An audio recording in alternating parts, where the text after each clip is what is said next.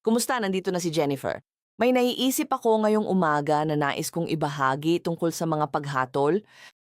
Kaya bakit manghuhusga kung ang buhay ay walang hanggan? Ang buhay ay parang mga ulap, walang hanggan, at pabago-bago ang anyo. Maari tayong tumingala at sabihin, ang ganda ng ulap na yan. Baka may magsabing, mukhang may bagyo. Ngunit ang ulap mismo ay umiiral lamang. Walang likas na mabuti o masama, tama o mali. Mayroon lamang interpretasyon. Ganito rin sa mga pangyayari sa buhay, pagkakataon sa negosyo, pagtatapos ng relasyon, pagkaantala ng paglipad.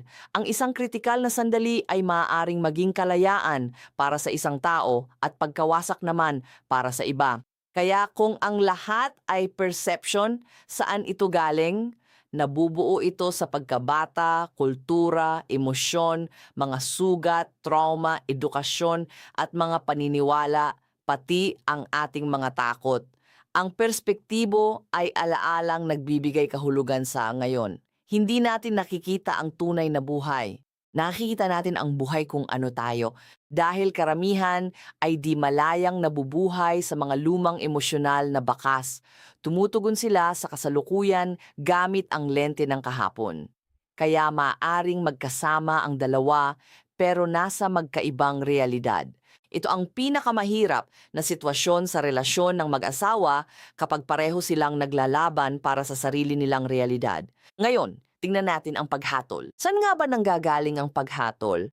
Ang paghatol ay ang pagtatangka ng isip na mabilis na ikategorya ang katotohanan. Ang utak ay dinisenyo para mabuhay. Patuloy itong nag-i-scan. Ligtas man o hindi, banta o oportunidad tulad ko, ayaw sa akin kalamangan kawalan. Ang paghatol ay isang sinaunang mekanismo ng kahusayan. Nakakatipid ito ng enerhiya, lumilikha ito ng kakayahang mahulaan. Pinatitibay nito ang pagkakakilanlan. Naroon din ito para sa personal na kaligtasan. Karamihan sa mga paghatol ay hindi man lang sinasabi. Ang mga ito ay tahimik na komentaryo sa isipan.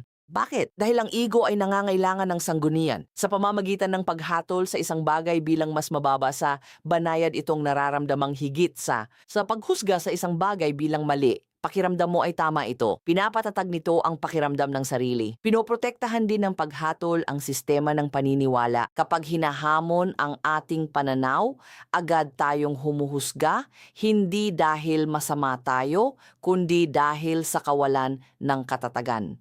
Layunin ng paghatol na panatilihin ang pagkakakilanlan at protektahan ang ating seguridad. Lumilikha ito ng pakiramdam ng kontrol sa isang hindi mahuhulaan na mundo. Pinatitibay nito ang pagiging kabilang sa isang tribo o ideolohiya. Gayunpaman, kapag tumataas ang kamalayan, lumalambot ang paghatol dahil kapag nauunawaan mo na ang lahat ay kumikilos mula sa kanilang antas ng kamalayan, kanilang pagkondisyon, kanilang kapasidad, ang habag ay pumapalit sa kritisismo. Ang pagpipigil sa paghatol ay hindi kahinaan. Ito ay lakas. Nangangahulugan ito na hindi ka na tumutugon mula sa walang malay na programming. Nangangahulugan ito na nakikita mo na ang lahat ay naglalakad sa buhay na hinuhubog ng mga di nakikitang puwersa. At kapag tunay mo itong nakita, mapagtatanto mo na ang mga ulap ay hindi nakikipagtalo sa ibang mga ulap tungkol sa kanilang mga hugis. Lumilipas lang ang mga ito na parang mga sandali, parang mga opinyon, parang mga bersyon natin. Kapag lumalawak ang pananaw, lumalawak ang kapayapaan. Kapag lumago ang kapayapaan, nababawasan ang paghatol.